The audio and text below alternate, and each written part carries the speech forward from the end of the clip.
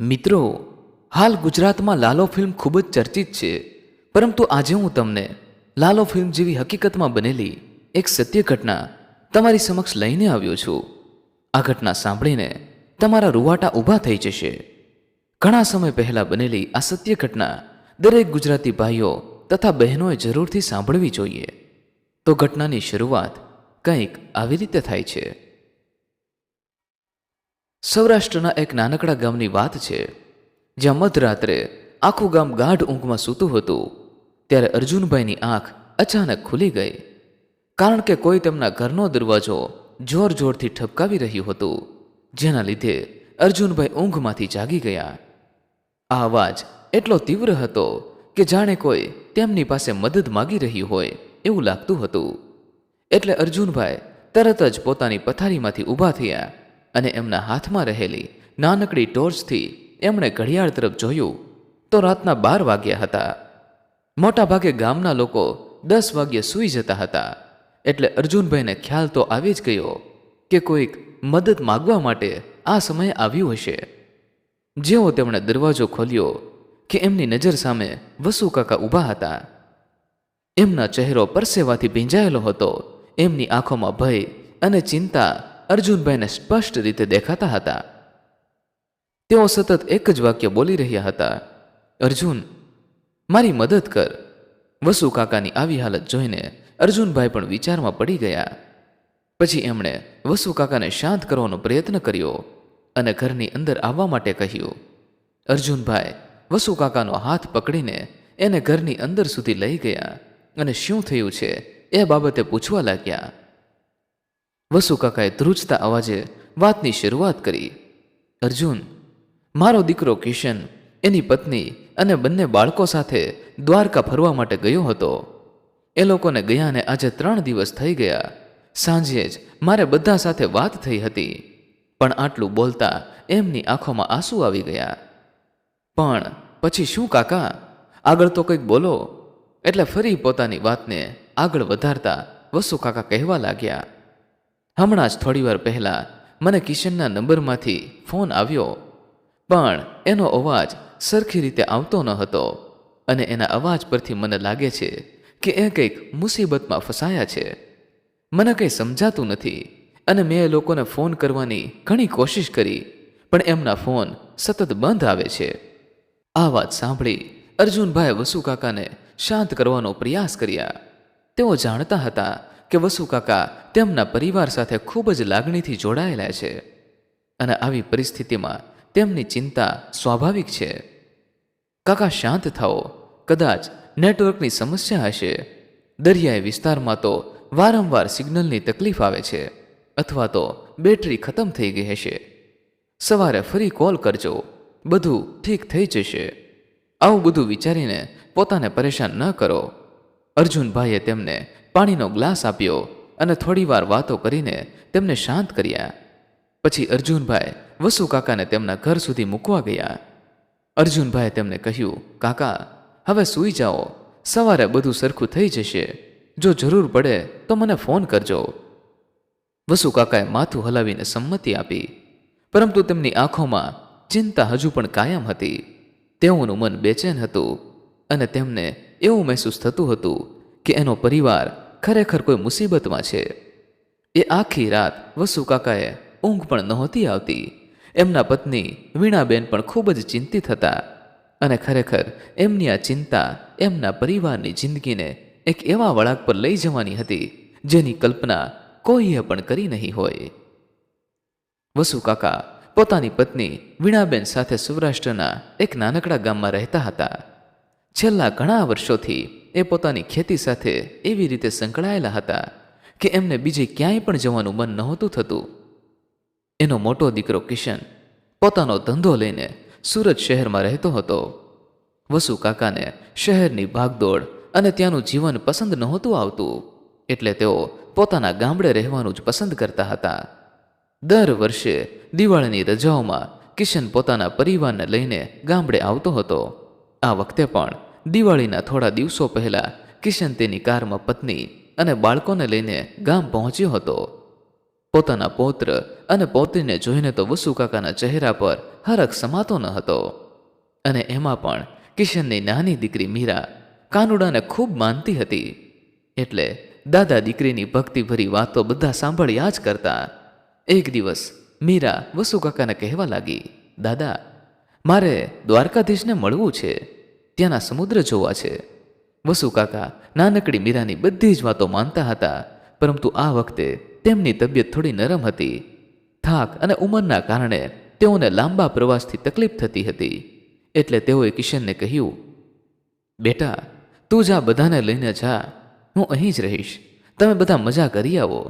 કિશને પિતાની વાત માની અને તરત જ પ્લાન બનાવ્યો. દિવાળીના બીજા દિવસે સવારે વહેલા તેઓ કારમાં નીકળી પડ્યા. કિશન ડ્રાઇવિંગ કરતો હતો. સુધા તેની બાજુમાં બેઠી હતી અને પાછળની સીટ પર બંને બાળકો ખુશીથી ગીતો ગાઈ રહ્યા હતા. દ્વારકાધીશના ધામમાં પહોંચીને તેમને એક અનેરો આનંદ મળ્યો હતો. પ્રથમ 2 દિવસ તો જાણે સ્વર્ગ જેવો અનુભવ હતો. કિશન, જે વ્યવહારુ અને જમીન સાથે જોડાયેલો માણસ હતો, તે આ ધાર્મિક માહોલમાં થોડોક બેખબર રહેતો. તેના માટે ધર્મ કરતાં કર્મ વધારે મહત્વનું હતું. તે ભગવાનમાં શ્રદ્ધા ઓછી અને પોતાની મહેનતમાં વધારે માનતો હતો. જો કે તેની પત્ની સુધા અને ખાસ કરીને તેની દીકરી મીરા મંદિરના વાતાવરણમાં ખૂબ જ ખુશ હતા. તેઓએ જગત મંદિર, ગોમતી ઘાટ, બેટ દ્વારકા અને શિવરાજપુર બીચની મુલાકાત લીધી.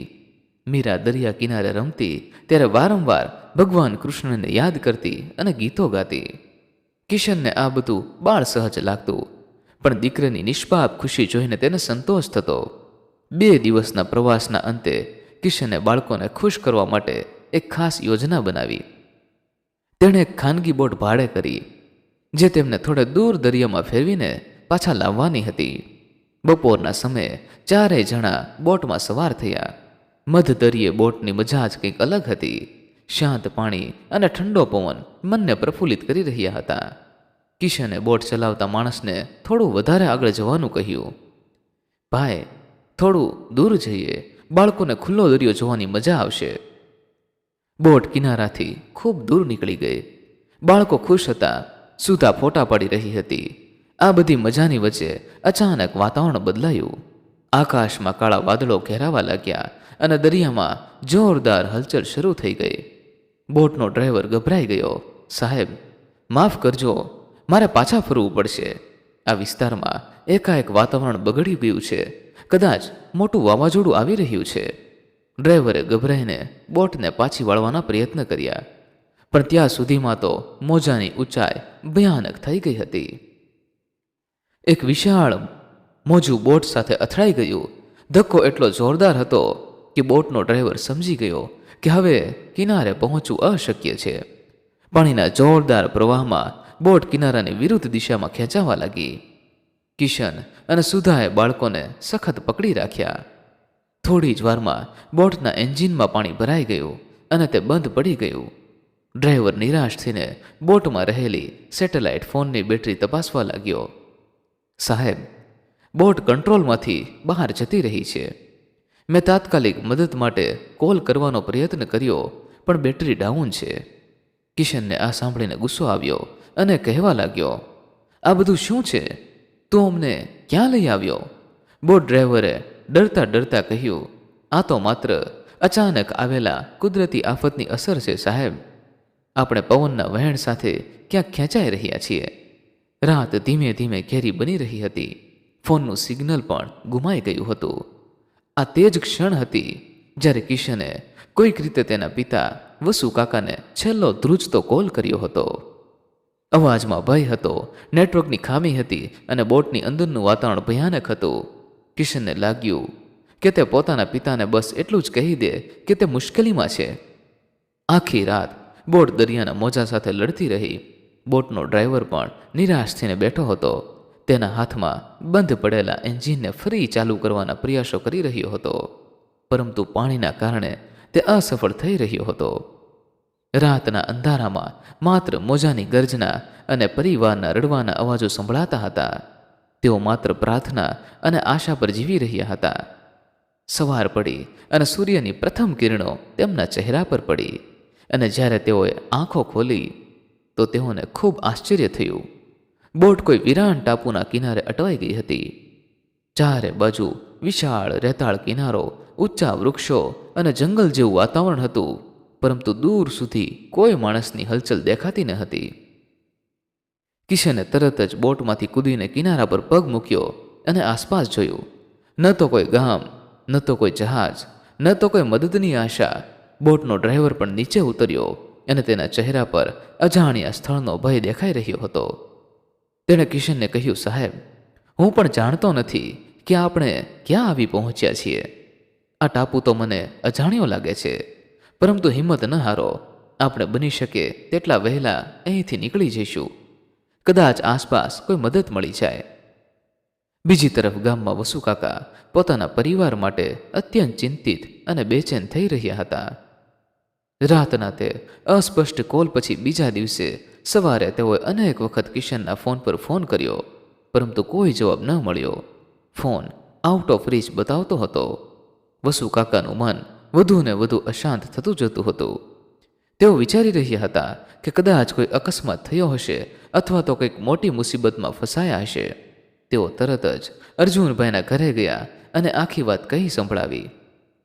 અર્જુનભાઈએ તેમને ધીરજ આપી અને કહ્યું, કાકા, ચિંતા ન કરો, આપણે તરત જ શોધખોળ શરૂ કરીએ. બંને મળીને નજીકના પોલીસ સ્ટેશન ગયા. દ્વારકાના મંદિર અધિકારીઓને કોલ કર્યા અને તેમના પરિચિતોને પૂછપરછ કરી, પરંતુ કોઈ પણ પ્રકારની જાણકારી ન મળી. બીજી તરફ ટાપુ પર કિશન અને તેના પરિવારની હાલત અત્યંત કફોળી થઈ રહી હતી. તેઓને ખાવા પીવા માટે કંઈ જ નહોતું. બોટમાં થોડું પાણી અને કેટલાક બિસ્કિટ હતા, પરંતુ તે પણ ઝડપથી ખતમ થઈ ગયા. આસપાસ જંગલમાં કેટલાક ફળ અને પાંદડા મળ્યા, પરંતુ તેમને ખાઈને તેમના પેટમાં તકલીફ થતી હતી. હવે તો મદદની આશા ધીમે ધીમે શૂન્ય થતી જતી હતી. તેઓએ આસમાનમાં જહાજ કે હેલિકોપ્ટરની રાહ જોઈ. કિનારે આગ બાળીને સિગ્નલ આપવાના પ્રયાસ કર્યા, પરંતુ કંઈ જ ફાયદો ન થયો. એટલા અસફળ પ્રયત્નો બાદ કિશનના ચહેરા પર થાક અને નિરાશા છવાઈ ગઈ હતી. સુધા બાળકોને સંભાળતી હતી, પરંતુ તે પોતે પણ તૂટી રહી હતી.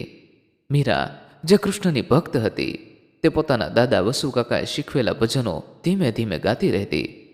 તેનો અવાજ ટાપુના શાંત વાતાવરણમાં ગૂંજતો. એક સાંજે જ્યારે સૂર્ય અસ્ત થઈ રહ્યો હતો અને ટાપુ પર અંધારું ઘેરાવા લાગ્યું હતું, ત્યારે કિશન એક વૃક્ષની નીચે નિરાશ થઈને બેઠો હતો. તેનું મન તૂટી ગયું હતું. તે વિચારી રહ્યો હતો કે આ મુસીબતમાંથી બહાર નીકળવું અશક્ય છે. ત્યારે તેની નાનકડી દીકરી મીરા તેની નજીક આવી અને નિર્દોષ અવાજે કહેવા લાગી, પપ્પા, ચિંતા ન કરશો, કાનુડો આપણી મદદ જરૂર કરશે. તે હંમેશા ભક્તોને બચાવે છે ને. કિશન, જે બધી તરફથી હારી ગયો હતો, તેને આ વાત સહન ન થઈ.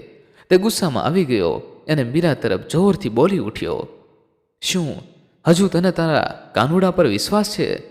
તારા કાનુડાને લીધે જ આપણે આવડી મોટી મુસીબતમાં મુકાયા છીએ. તારી જીદને કારણે આ બધું થયું છે, અને હવે આમાંથી બહાર નીકળીશું કે નહીં એ પણ ખબર નથી. પ્રાર્થના અને ભગવાનથી કંઈ નથી થતું. કિશનનો અવાજ એટલો જોરદાર અને કઠોર હતો કે મીરાની આંખોમાં આંસુ આવી ગયા. તે ડરીને રડતી રડતી દોડીને તેની મમ્મી પાસે જતી રહી અને સુધાએ તેને ખોળામાં લઈને શાંત કરી. આ આખી પરિસ્થિતિએ એક સામાન્ય પ્રવાસને જીવનની સૌથી મોટી પરીક્ષા બનાવી દીધો હતો. અને મનોમન કિશન પણ જાણતો હતો કે એની નાનકડી ભૂલના લીધે જ એ લોકો આવી મુસીબતમાં ફસાયા છે. કારણ કે બોટ ચાલકે એને પહેલાં જ ના પાડી હતી, પરંતુ હજુ થોડે દૂર આગળ જઈએ, વધારે સુંદર નજારો જોવા મળશે, એની લાલચમાં તેઓ આ મુસીબતમાં ફસાયા હતા. આ લોકો એક એવી જગ્યાએ ફસાયા હતા જ્યાંથી મદદ મળવી તો મુશ્કેલ હતી, પરંતુ ત્યાં રહેવું પણ વધારે ને વધારે કઠિન બનતું હતું. કારણ કે જીવજંતુના વિવિધ અવાજ તેમને રાત્રે ઊંઘવા પણ દેતા ન હતા. પરંતુ હવે આગળ આ પરિવાર સાથે જે ઘટના બનવાની હતી, એની કલ્પના ક્યારેય પણ કોઈએ નહીં કરી હોય. વહાલા મિત્રો, આગળની ઘટનામાં શું બન્યું તેની વાત કરીએ તેના પહેલાં જે પણ મિત્રો આપણો રેગ્યુલર વિડીયો નિહાળી રહ્યા છે અને રેગ્યુલર આપણા વિડીયોમાં કોમેન્ટ કરી રહ્યા છે, તે લોકોના નામ અમે આનંદ સાથે અહીં ઉલ્લેખ કરી રહ્યા છીએ. તે નામ આ પ્રમાણે છે: ઇકબાલભાઈ બગસરાથી, દિલીપભાઈ દવે, વિજયભાઈ રવોદરા, મકવાણા પ્રશાંતભાઈ, અમદાવાદથી પઢિયાર દીપકભાઈ, સુરતથી અક્ષયભાઈ વસાવા, ગોપાલભાઈ ભટ્ટી, બળવંતભાઈ મકવાણા, પાલીતાણાથી વસાવા રાજેન્દ્રભાઈ, ગિરીશભાઈ ગંગાણી, મયુરસિંહ ઝાલા, મનીષભાઈ પટેલ વાપીથી, જ્યોતિબેન જાની, કેવલભાઈ કાંજરિયા, ધર્મિષ્ઠાબેન શાહ, મિત્તલબેન જોબનપુત્રા, મુકેશભાઈ શાહ, જગદીશભાઈ ઠાકોર, રાજકોટથી સવિતાબેન. આ બધા જ મિત્રો આપણા આગળના વિડીયોમાં ખૂબ સરસ મજાની કોમેન્ટ કરી રહ્યા છે, જેમનો અમે હૃદયપૂર્વક આભાર માનીએ છીએ. વહાલા મિત્રો, જો આમાંથી કોઈ પણ લોકોના નામ બાકી રહી જતા હોય તો આવતા એપિસોડમાં અમે જરૂરથી ત્યાં નામનો ઉલ્લેખ કરવાની કોશિશ કરીશું. પરંતુ આપ દરેક એપિસોડમાં કોમેન્ટ કરતા રહો, સાથે આપનું નામ પણ લખતા રહો, જેથી અમને આપના નામ બોલવામાં સરળતા રહે. અને ખાસ મિત્રો, અહીં નોંધ લેશો કે જે પણ મિત્રોએ ચેનલને સબસ્ક્રાઇબ કરેલી હશે અને વિડીયોને લાઇક કરેલો હશે તેના નામ જ ઉલ્લેખ કરવામાં આવશે, જેથી ખાસ કોમેન્ટની સાથે આપનું નામ પણ લખતા રહેવું.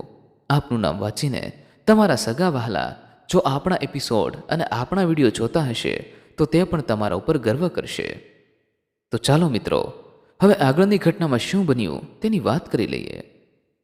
આ વીરાન અને અજાણ્યા ટાપુ પર કિશન અને તેના પરિવારને આવ્યાને 8 દિવસ જેટલો સમય વીતી ગયો હતો અને આ દરમિયાન તેમની સ્થિતિ અત્યંત કફોળી અને નિરાશાજનક બની ગઈ હતી.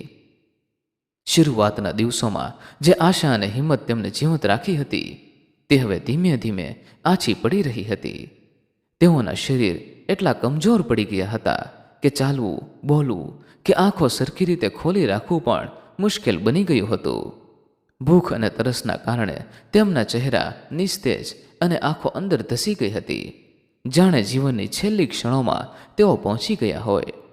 દરિયાના ખારા પવન અને સૂર્યની તીવ્ર કિરણો તેમની ત્વચાને સુકાવી રહી હતી.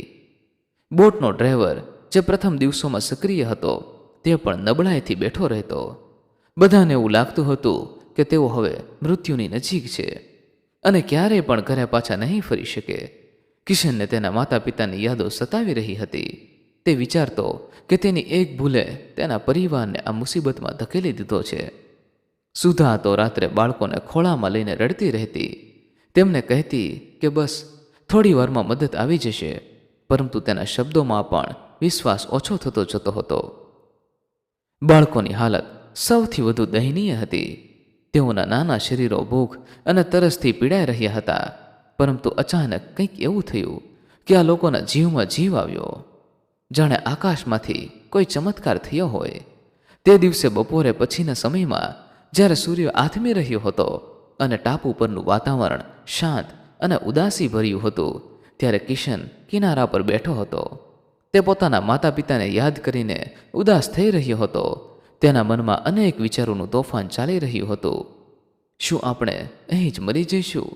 તેની આંખોમાંથી આંસુ વહેવા લાગ્યા. તેની સરખામણીમાં કિશનના બંને બાળકો હજુ પણ પૂરી રીતે નિરાશ નહોતા થયા. તેઓ થોડી થોડી વારમાં રમવાનો પ્રયાસ કરતા અને ખાસ કરીને નાની દીકરી મીરા તો તેની ભક્તિમાં લીન હતી. તે કિનારે રહેલા એક મોટા પથ્થર પર તેના નાના હાથથી કૃષ્ણ ભગવાનની મૂર્તિ દોરી રહી હતી. નાનપણથી જ તેને ચિત્રો દોરવાનું ખૂબ આવડતું હતું. તેના દાદા વસુ કાકાએ તેને શીખવ્યું હતું અને તે તેના ભજનો અને ચિત્રોમાં ખોવાઈ જતી. તે પથ્થર પર લાકડીથી કૃષ્ણની આકૃતિ બનાવતી અને ધીમા અવાજે ભજન ગાતી. આ પરિસ્થિતિ એટલી અઘરી અને હૃદયદ્રાવક હતી કે કિશન પૂરી રીતે હિંમત હારી ગયો હતો. તે જ સમયે તેની નજર અચાનક જરાક ઊંચી થઈ. તેને દૂર દરિયામાં કંઈક હલચલ જેવું લાગ્યું. પ્રથમ તો તેને લાગ્યું કે કદાચ તેની આંખોનું ભ્રમ છે, કારણ કે નબળાઈથી તેની દ્રષ્ટિ અસ્પષ્ટ થઈ રહી હતી. પરંતુ તેણે ધ્યાન કેન્દ્રિત કરીને જોયું તો હકીકતમાં દૂરથી કંઈક તેમની તરફ આવતું જણાયું, જાણે કોઈ વસ્તુ અથવા જહાજ તરતું આવી રહ્યું હોય. તેનું હૃદય ધડકી ઉઠ્યું અને તે તરત જ ઊભો થઈ ગયો. તેના શરીરમાં તાકાત ન હોવા છતાં તેણે નજીકના ઝાડમાંથી એક મોટી ડાળી તોડી અને તેને ઊંચી કરીને સંકેત આપવા લાગ્યો. થોડી વારમાં તીવ્ર રાહ પછી તેમને સ્પષ્ટ થયું કે ખરેખર એક બોટ તેમની તરફ આવી રહી હતી. તે બોટ દૂરથી નાની દેખાતી હતી, પરંતુ જેમ જેમ તે નજીક આવતી ગઈ તેમ તેમ તેમના ચહેરા પર આશાની કિરણ ચમકી ઉઠી. કિશને તરત જ સુધા, બાળકો અને ડ્રાઈવરને બૂમ પાડીને કહ્યું, જુઓ, બોટ આવી રહી છે, મદદ આવી ગઈ. આ સાંભળીને બધા જ ખુશીથી ઉછળી પડ્યા. તેમના શરીરમાં તાકાત ન હોવા છતાં આ દૃશ્ય જોઈને તેમનામાં એક નવી ઉર્જા અને જીવનનો સ્પર્શ આવ્યો. તેઓ કિનારે દોડીને મદદ માટે ચીસો પાડવા લાગ્યા, હેલ્પ, અમને બચાવો, અહીં આવો. જેમ જેમ બોટ નજીક આવતી ગઈ તેમ તેમ કિશન અને તેના પરિવારના ચહેરા પર રાહતના ભાવ સ્પષ્ટ થતા જતા હતા. 8 દિવસની અવિરત મુસીબત, ભૂખ, તરસ અને નિરાશાના અંધારા પછી આ બોટ તેમના માટે જાણે આકાશમાંથી ઉતરેલી આશાની કિરણ જેવી હતી. તેઓએ જોયું કે બોટમાં ફક્ત એક જ વ્યક્તિ હતી જે બોટને કુશળતાથી ચલાવીને તેમની તરફ આવી રહ્યો હતો. બોટ પર એક નિશાન હતું, એક મોરપીંછનું ચિહ્ન જે દરિયાના પવનમાં લહેરાતું હતું.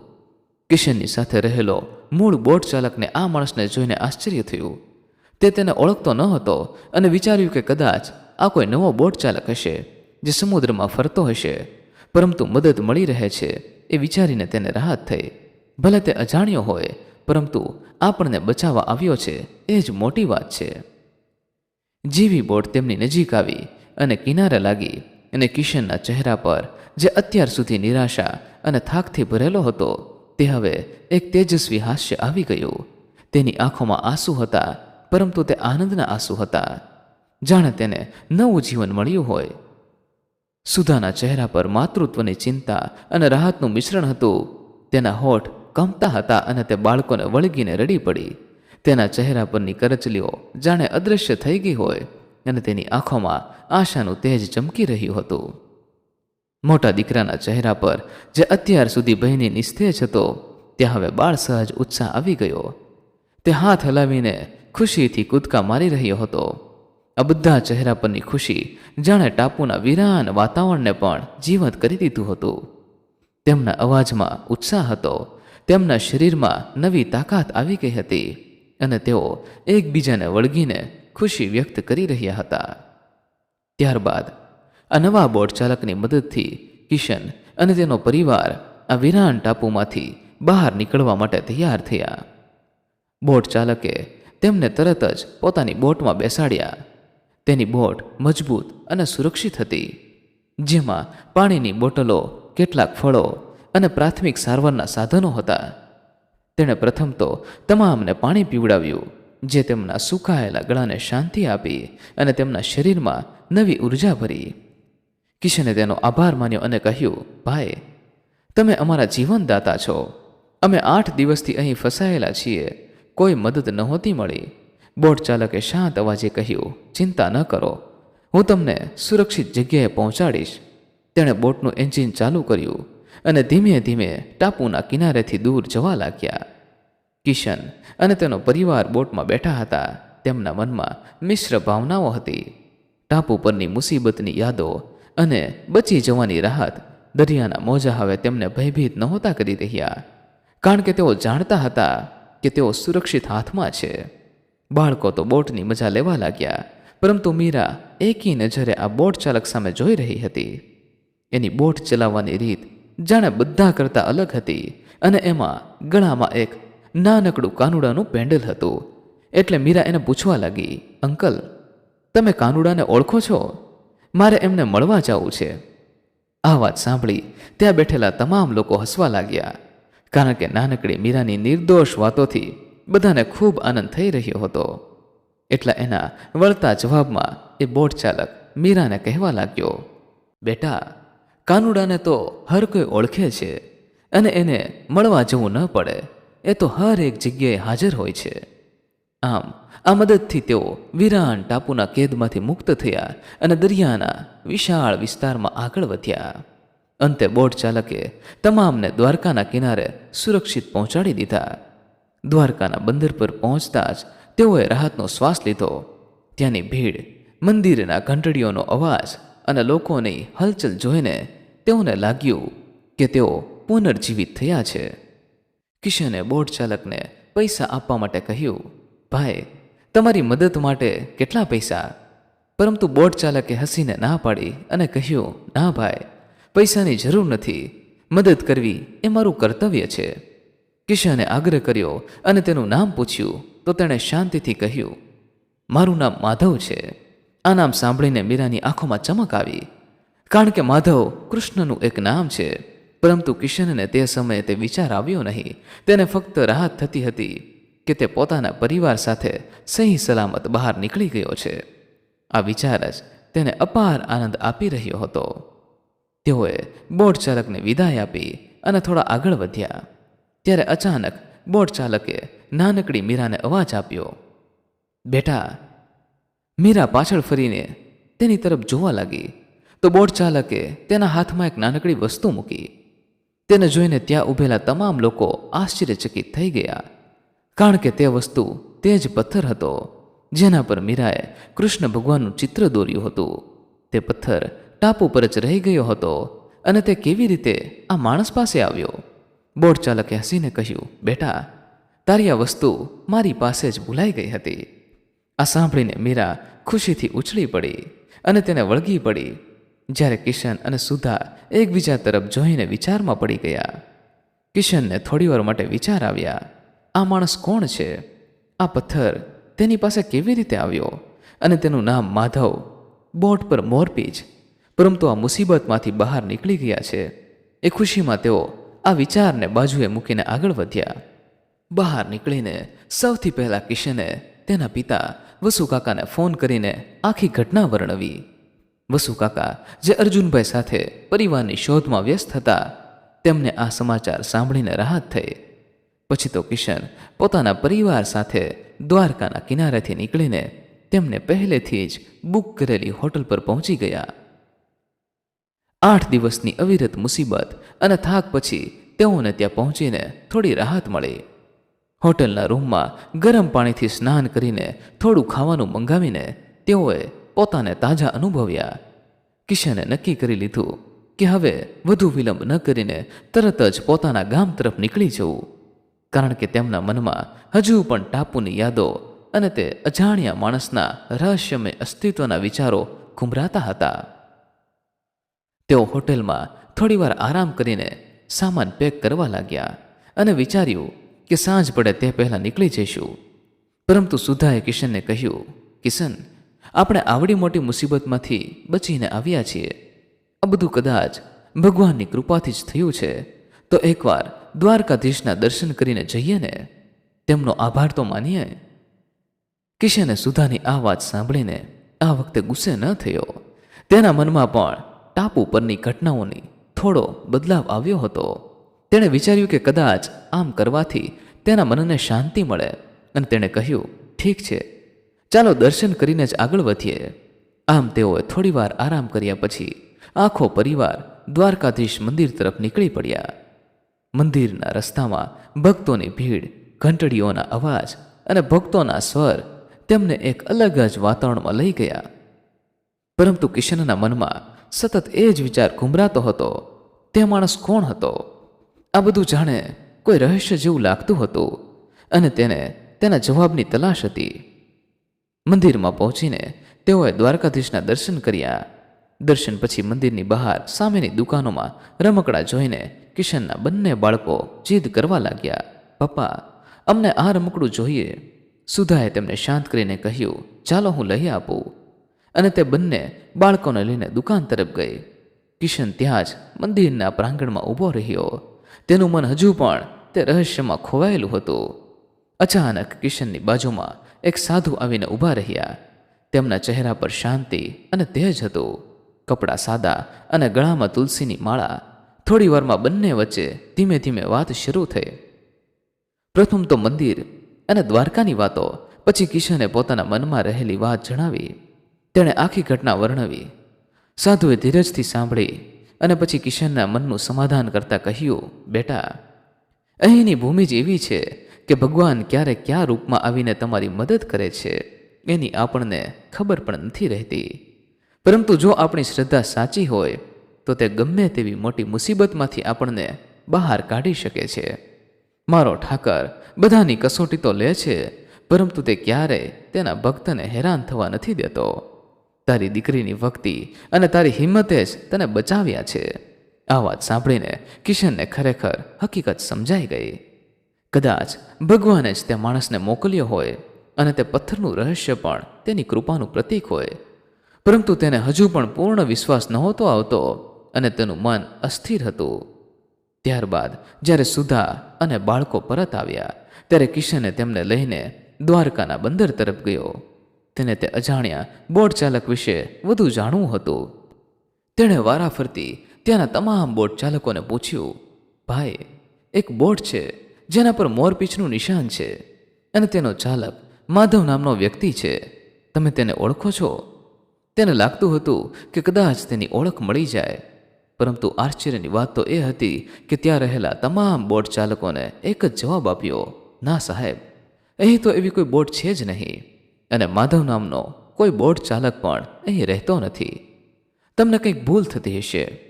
આ સાંભળીને કિશનનું મન વધુ અસ્થિર થયું. તે વિચારી રહ્યો કે આ બધું કેવી રીતે શક્ય છે. તે માણસ વાસ્તવિક હતો કે કોઈ ભ્રમ? પણ અંતે તેને સમજાઈ ગયું કે તે સાધુએ એને જે કંઈ પણ કહ્યું હતું એ ખરેખર હકીકત હતી.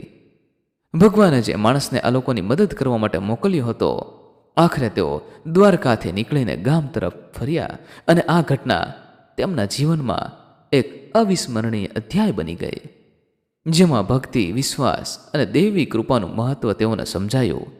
વસુ કાકા તો આ વાત સાંભળીને કહેતા રહેતા કે બેટા, ઠાકરની લીલા અપાર છે. આ આખી પરિસ્થિતિ એક સામાન્ય પ્રવાસને દેવી અનુભવમાં બદલી દીધી હતી, જે તેમને જીવનભર યાદ રહી ગઈ. મિત્રો, આ ઘટના પરથી આપણને એટલું તો જરૂરથી શીખવા મળ્યું કે ભગવાન ક્યારે અને કયા રૂપમાં આવીને તમારી મદદ કરે છે એ તમે પણ જાણતા નથી હોતા.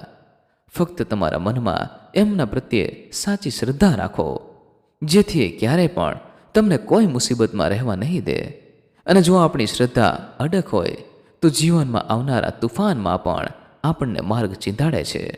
અને ઇતિહાસ સાક્ષી છે કે એ પોતાના ભક્તોને બચાવવા ગમે ત્યારે આવે છે. જો એ આપણી મદદ કરે છે તો આપણી ભૂલમાં પણ એ આપણને સબક શીખવાડે છે.